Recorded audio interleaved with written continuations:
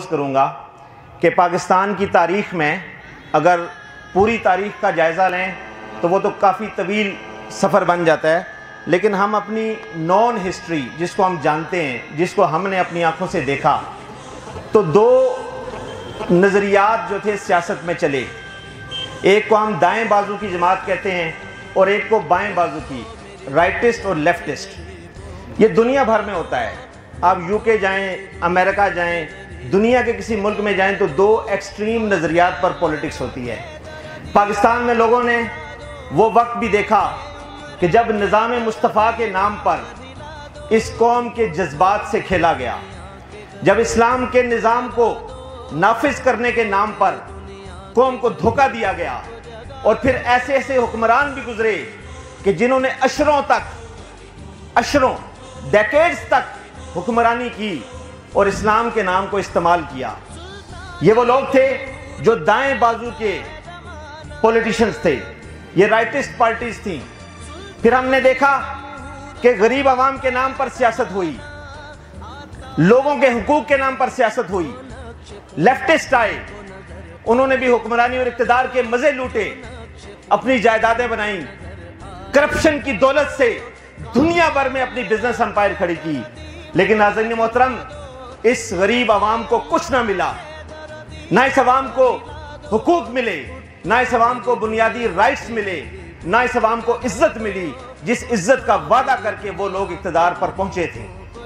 ये लेफ्टिस्ट और राइटिस्ट की सियासत पाकिस्तान में दम तोड़ गई, इसलिए कि कोई भी नारा, वो चाहे कितना ही खुशनुमा क्यों ना हो, वो ज्यादा अरसा नहीं चल सकता अगर वो डिलीवर ना करे।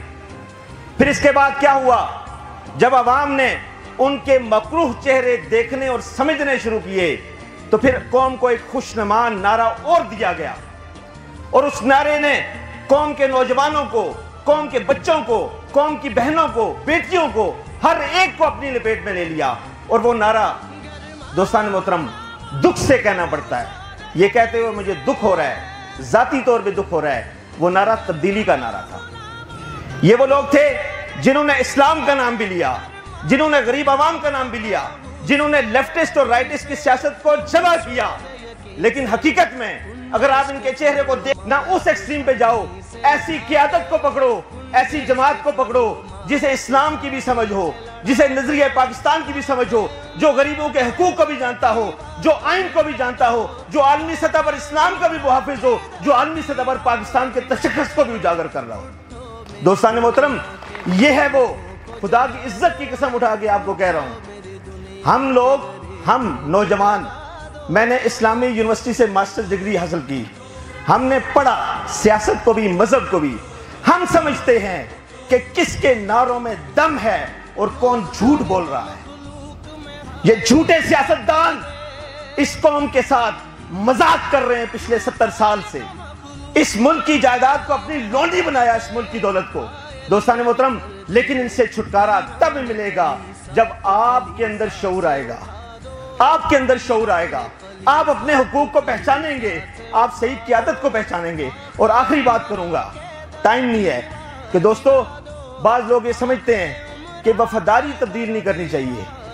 किस लिए? अनकंडीशनल लॉयल्टी, गैर मशरूत वफादारी सिर्फ अल्लाह और उसके रसूल की होती है।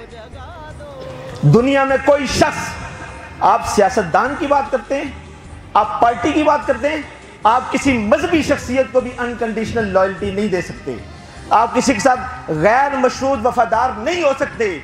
जो सियासतदान, जो पार्टी अपने नजरिए के साथ वफादार हो, मुल्क के साथ वफादार हो, इस कौम के साथ वफादार हो, उसके साथ वफादारी जारी रखें, वरना वफादारी तोड़ दें, उसके साथ आए जिसके नजरिए में जान है, जिसने डिलीवर किया है, और जो नजर आ रहा है कि इंशाअल्लाह ताला अगर उसको मौका मिला तो वो डिलीवर करेगा। वमा अलैना इल्लल बलागुल मुबीन।